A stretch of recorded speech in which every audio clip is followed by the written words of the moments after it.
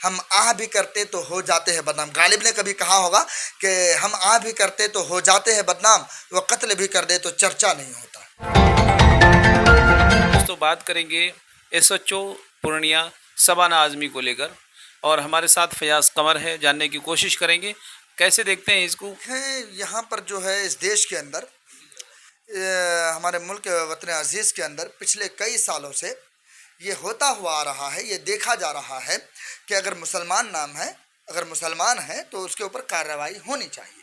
पहले मैं आपको, आपके दर्शक, हमारे जो दर्शक हैं भारत लाइव न्यूज़ के, उनको मैं बता दूं कि मामला क्या है। दरअसल में शबाना आज़मी पूर्णिया एसएचओ है। पहले वो पुलिस मानी जाती थी, लेकिन उनको एक केस के सिलसिले में कई जो है पूर्णिया के अंदर ऐसे बनाए गए, तो उसमें उसको एसएचओ बनाया गया। उसके बाद जो है खुशी होती है, हर किसी को किसी ओहदा जब उसको दिया जाता है तो खुशी होती है। शबाना आज़मी जो है अपने वालिद साहब, उनके जो दादा थे, वो उनसे मिलने के लिए आए। उसके बाद जो है वो अपनी कुर्सी पर उनको बिठाए, सम्मान दिया कि ये मेरे दादा हैं, ये मेरे पिता हैं। उनको सम्मान देने के लिए खुद खड़ी हो गई और फोटो खींचकर अपने सोशल मीडिया प्लेटफॉर्म पर उनको शेयर किया। उसके बाद जो है मामला कहीं कुछ नहीं होता है, लेकिन आते आते मामला तूल पकड़ लेता है। उसके शबाना आज़मी यहाँ तक कि अपने सोशल मीडिया प्लेटफॉर्म से उस पोस्ट को डिलीट भी कर देता है।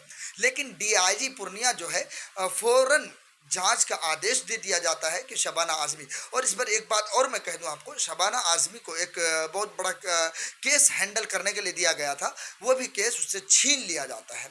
ये शबाना आज़मी के साथ मामला हुआ है। अब जानते होता क्यों है, ये रीज़न क्या है इसके पीछे। देखिए मामला यह है दरअसल में कि शबाना आज़मी ठहरी एक मुसलमान है, भले एसएचओ बन गई है, अच्छी पोस्ट पर चली गई है, पढ़ लिख कर मेहनत कर ली है, लेकिन वो है तो मुसलमान। उन्होंने क्या लिखा था अपने पोस्ट पर कि माँ बाप के सपने को साकार करने के लिए जब इस मुकाम तक पहुंच जाते हैं तो एक खुशी मिलती है, भावुक पोस्ट था उनका। लेकिन उनके साथ मामला क्या हुआ कि उनको जो है मुसलमान नज़रिया से देखा गया।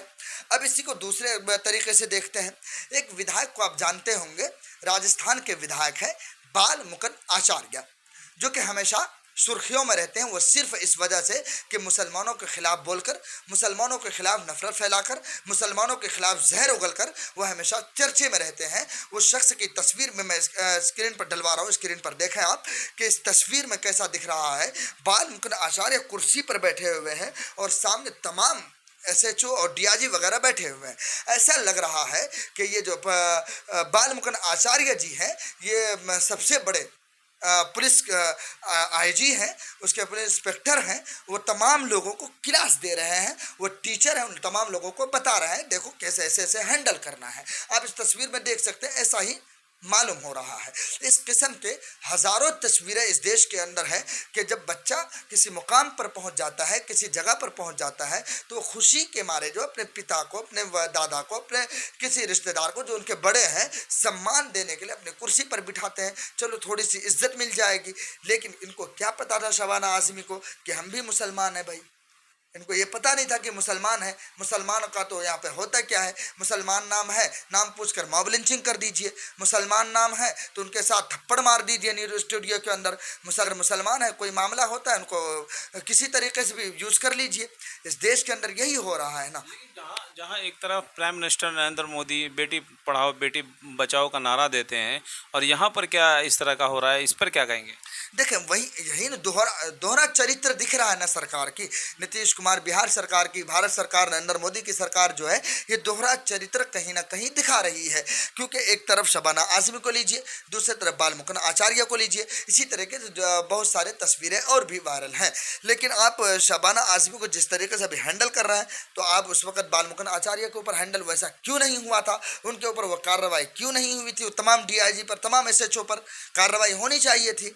लेकिन शबाना, मैं फिर वही बात कह रहा हूँ, बस यहाँ पर मुसलमान का मामला है, बेटी बचाओ बेटी पढ़ाओ वाला मामला बिल्कुल भी नहीं है। क्योंकि जब मुसलमान नाम है, इनके ऊपर कार्रवाई होगी, इनके ऊपर जांच भी होगी। डीआईजी को समझनी चाहिए थी, पूर्णिया डीआईजी को, कि शबाना आज़मी इसमें किसी किस्म का कोई फ़ायदा नहीं है। अगर अपने बाप को, अपने पिता को अगर कुर्सी में बिठाया है, तो किसी भी कोई किस्म का कोई राजनीति नहीं थी, बस एक सम्मान देना था। और एक सम्मान और बिहार की बेटियों को, देश की बेटियों को और खुसूसन मुस्लिम बेटियों को जो कि इन तमाम चीज़ों से दूर रहती हैं, उन लोगों को ये पैगाम देना मकसद था कि अगर मैं यहाँ तक पहुँच सकती हूँ, मेहनत कर सकती हूँ, तो आप भी काबिल हैं, आपके अंदर भी वो हिम्मत है, आपके अंदर भी वो जुर्रत है, आप भी मेहनत करिए। आप SHO नहीं, DIG बनिए, आप पुलिस इंस्पेक्टर बनिए, आप आला मुकाम तक हासिल करिए। पैगाम देना मकसद था। अब अपने बाप को, अपने दादा को इज्जत देना मकसद था। उनको क्या पता था बेचारी को कि भाई इसकी सज़ा ये मिलेगी कि मेरे ऊपर जांच कर दिया जाएगा, कर दिया जाएगा, उसके बाद जो है मेरे जो साथ में केस दिया गया था हैंडल करने के लिए, वो केस को मेरे से छीन लिया जाएगा। शबाना आज़मी को ये सब मालूम नहीं था। एक शेर के साथ मैं अपनी बात को ख़त्म करता हूँ कि हम आह भी करते तो हो जाते हैं बदनाम। गालिब ने कभी कहा होगा कि हम आह भी करते तो हो जाते हैं बदनाम, वो कत्ल भी कर दे तो चर्चा नहीं होता।